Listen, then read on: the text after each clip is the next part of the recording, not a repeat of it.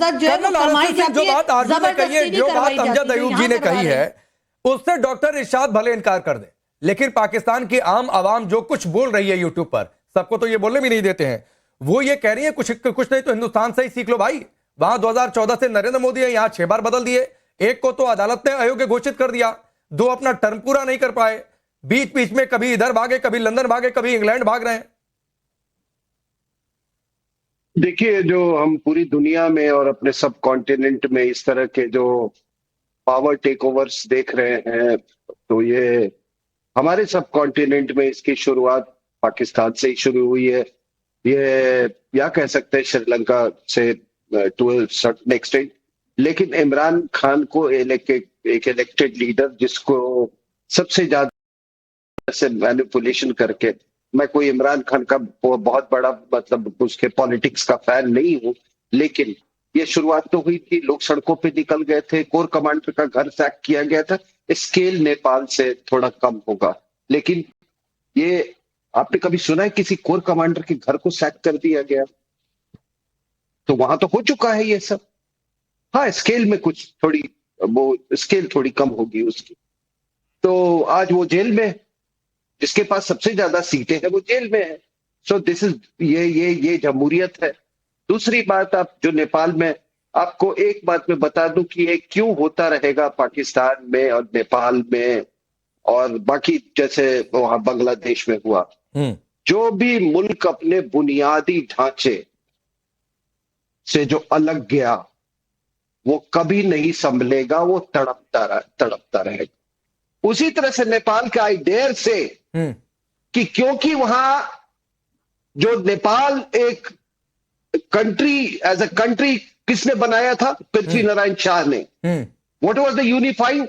240 साल का monarchy predicated on, मतलब एक हिंदू किंगडम, उसको अलग कर दिया आपने।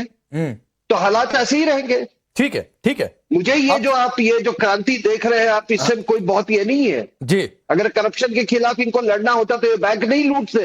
नहीं, बिल्कुल ठीक बात है, बिल्कुल ठीक बात है। बैंक नहीं लूटते, जाकर मोबाइल का टावर नहीं उड़ाते, और इसीलिए सुब्रो कमल दत्ता जी, ये बात डॉक्टर इरशाद को नहीं समझ में आ रही है कि भाई आप जड़ों से समझौता है और वो हिल जाएंगे। और इसीलिए यहां पर 2014 से नरेंद्र मोदी हैं, जो आता है वो कुछ समय रहता है। कांग्रेस ने शासन किया तो लंबे समय तक शासन किया, नरेंद्र मोदी चला रहे हैं सत्ता तो लंबे समय से चला रहे, तीसरा टर्म है, लेकिन पाकिस्तान में एक टर्म पूरा नहीं होता है। और यही वजह, जरा वो तस्वीर डाल दीजिए सुब्रो कमल जी, जरा वो तस्वीर भी पीछे डालिए, कैसे नेपाल का जो युवा है वो कह रहा है कि नरेंद्र मोदी जैसा नेता चाहिए था, और पाकिस्तान में भी लोग ये चर्चा करते हैं।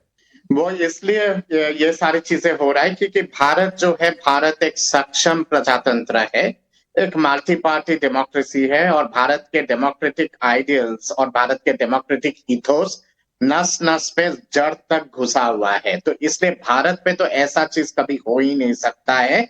जहां जहां पे शैम डेमोक्रेसी रहा है या फिर इम्पोज डेमोक्रेसी रहा है, वहां पे इस तरह का हालत पैदा होता है और पैदा होगा। बांग्लादेश एक जीता जागता उदाहरण है, क्योंकि बांग्लादेश में ज्यादातर, बांग्लादेश आजाद होने के बाद मिलिट्री शासन रहा है, और डेमोक्रेसी जब भी लाने की कोशिश की गई है, तख्ता पलट हुआ है बांग्लादेश में। नेपाल एक बहुत ही सक्षम एक राजशाही था, और सनातनी संस्कृति के आधार पे एक सक्षम राजशाही रहा है, एक प्रिंसली किंगडम रहा है। उसको जिस हिसाब से उखाड़ के आपके डीप स्टेट और चीन और पाकिस्तान के षड्यंत्र के चलते जिस हिसाब से अस्थिरता फैला के उखाड़ के फिर उसके बाद एक इम्पोज डेमोक्रेसी इम्पोज करने की कोशिश की है, उसी का नतीजा है और दुर्दशा है कि आज नेपाल में इस तरह की चीजें हो रहा है। म्यांमार में आप देख लीजिएगा, म्यांमार में भी यही हालत है, क्योंकि डेमोक्रेसी म्यांमार में कभी रहा नहीं है। अफगानिस्तान का तो बात ही मत कीजिए, क्योंकि अफगानिस्तान में तो डेमोक्रेसी नाम का चीज कुछ है ही नहीं है। मालदीव्स में भी यही सारी चीजें हुआ है, और वो इसलिए होता है क्योंकि वहां पे डेमोक्रेटिक रूट्स जड़ तक है ही नहीं। पाकिस्तान एक यूनिक केस है। पाकिस्तान इसलिए यूनिक केस है क्योंकि पाकिस्तान जो है वो एक पॉलिटिकल कॉन्ग्लोमरेट है, वो नेशन भी नहीं है, एक पॉलिटिकल कॉन्ग्लोमरेट है, लूज पॉलिटिकल कॉन्ग्लोमरेट। और इसलिए बलूचिस्तान लगभग आजाद हो गया है, खैबर पख्तून लगभग आजाद हो गया, सिंध देश लगभग आजाद हो गया है, गुलाम कश्मीर जिसको जिसको ये लोग आजाद कश्मीर कहते हैं, मैं उसको पाक गुलाम कश्मीर कहता हूं, गिलगित बल्तिस्तान, वहां पे भी भारत के तिरंगा लोग लेके सड़कों पे निकलते हैं, मोदी जी के नारे लगाते हैं, जैसे नेपाल में हो रहा है। वो इसलिए क्योंकि आप जब एक थियोक्रेटिक स्टेट को इम्पोज करने की कोशिश करते हो अपने सारे कल्चरल इथोस को ध्वस्त करते हुए, और वो भी एक वाहिदी फॉर्म ऑफ इस्लाम led by the Punjabi Pakhtun, तो नेचुरल है कि वो एक्सेप्टेबल नहीं होगा सिंधियों को। डॉक्टर इरशाद, या फिर 4 लोगों की बातें कुछ आपको समझ में आ रही है, या किसी और को शो में जोड़ूं आपको समझाने के लिए कि क्यों पाकिस्तान में हालात बिगड़ सकते हैं, क्यों नरेंद्र मोदी जैसे नेता की वहां पर भी लोग डिमांड करते हैं? कुछ बातें आपको समझ में आ रही है? देखिए, मुझे मालूम है कि मैं बोलूंगा तो 3-4 में से एक जरूर चीखे मारेगा। बात ऐसा है कि नरेंद्र मोदी से तो अभी हिंदुस्तान के लोग भी जान छुड़ाना चाहते हैं। आप क्या बात करते हो कि नेपाल वाले लोग चाहते हैं और कौन सा मुल्क चाहता है? अभी आप सिर्फ अरे डॉक्टर इरशाद, जरा वो तस्वीर रखिए, डॉक्टर इरशाद को बोलने दीजिए। और डॉक्टर इरशाद, जरा ये तस्वीर देखिए भाई, हमारे रिपोर्टर थे काठमांडू में, ये किसी और चैनल के नहीं, हमारे चैनल की माइक आईडी लेकर थे वहां पर, और उनसे लोगों ने कहा है कि मोदी जैसा नेता चाहिए था। कहिए तो दोबारा सुनवा दूं आपको। देखिए, मैंने कहा था ना कि 3-4 लोगों में से एक चीखें मारेगा। आपको चीखें लग सकती हैं। हाँ, मुझे बोलने दो ना। नहीं, बिल्कुल बोलिए, बस ये आपको आईना दिखा रहा हूँ, बोलिए। वीडियो दिखाइए। मैं आईना आपको दिखाने लगा तो आपने आईना तोड़ने की कोशिश की। देखें, बात यह है कि राहुल गांधी और अपोजिशन के लोगों को लास्ट मंथ आप लोगों ने क्यों बसों में बंद करके बंदी बनाने की कोशिश की आपकी हुकूमत ने? वो इसलिए की कि वो मोदी सरकार के खिलाफ अपोजिशन वाले लोग। डॉक्टर इरशाद, उसको बंदी बनाना नहीं कहते हैं।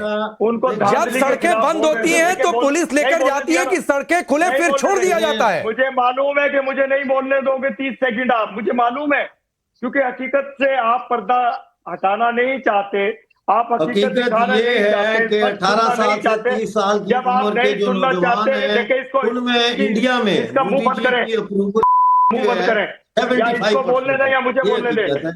आप इसका मुंह बंद करें। मैं दरमियान में नहीं बोल रहा हूँ किसी के। मैं चाह रहा हूँ डिबेट बेहतरीन तरीके से हो। अगर आपने डिबेट करनी है, अगर ऐसे भौंकने वाले बिठाने हैं तो इनको भुकाए। मैं बंद कर देता हूँ अपना कैमरा और आप इनको। अजय, डॉक्टर इरशाद, आपको अमजद अयूब जी से इतनी दिक्कत क्यों है? एक मिनट, नहीं, एक मिनट, ये अमजद अयूब साहब से आपको इतनी दिक्कत क्यों है डॉक्टर इरशाद? अमजद अयूब के दरमियान में मैं नहीं बोला तो अच्छा, नहीं, वो भी आपके दरमियान में नहीं बोलेंगे। मैं ये पूछ रहा हूँ, आपको अमजद अयूब से इतनी दिक्कत क्यों है? क्योंकि इनको आईना मैं दिखाता हूँ, इनको आईना। मुझे कोई दिक्कत नहीं है। देखें, मैं ये कहता हूँ, जिस तरह बाइज्जत तरीके से एहतराम मैं लोगों का करता हूँ, मैं सबका एहतराम करता हूँ। आप एहतराम करते हैं, आप मुझे कह रहे हैं, आप पे लानत है, आपको तमीज नहीं है बात करने की। आप पता नहीं सड़क छाप किस्म के आदमी हैं, कहां से उठ के आ जाते हैं नेशनल टीवी पे आपको बात। आप भौंक लें। 18 साल से 30 साल की उम्र के जो पांडे जी, अगर इस तरह के, अच्छा चलिए, मैं इससे सोल्यूशन देता हूँ डॉक्टर इरशाद, मैं सोल्यूशन देता हूँ। 30 सेकंड अमजद अयूब जी, फिर 1 मिनट डॉक्टर इरशाद बोलेंगे। अमजद अयूब जी, अपनी बात पूरी कर दीजिए जो बोल रहे थे आप।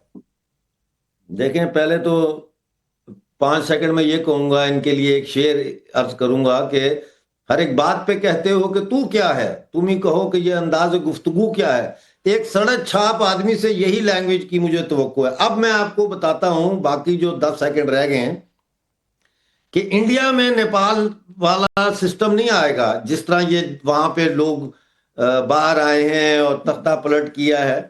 क्योंकि इस वक्त की जो रिपोर्ट है इप्सोस की, वो उसके मुताबिक 18 साल से 30 साल की उम्र के जो यूथ है, उसमें मोदी जी की अप्रूवल रेटिंग 75% है। समझ रहे हैं ना, 75% है। और ये 2023 में 66% थी, जो अब 75% पे आ गई है। तो मुझे इनकी समझ नहीं आती, ये मेरा मुल्क भाई, ना तेरा मुल्क ना मेरा मुल्क, ये पाकिस्तानी फौज का और फौजी जर्नैलों का मुल्क है। हाँ, तुम्हें कोई 2 टुकड़े उन्होंने डाल दिए होंगे, वो उससे तुम खुश हो। डॉक्टर इरशाद, ठीक है, डॉक्टर इरशाद को सुन लेते हैं, एक मिनट दीजिए उनको। अभी मैंने इनके दरमियान बिल्कुल नहीं बोला, मैंने बिल्कुल नहीं, ठीक है अमजद जी, आप भी सुनिए इनको पहले। पहले इन्होंने मुझे कहा सड़क छाप, आप इनको स्क्रीन पे रखिए और मुझे रखिए।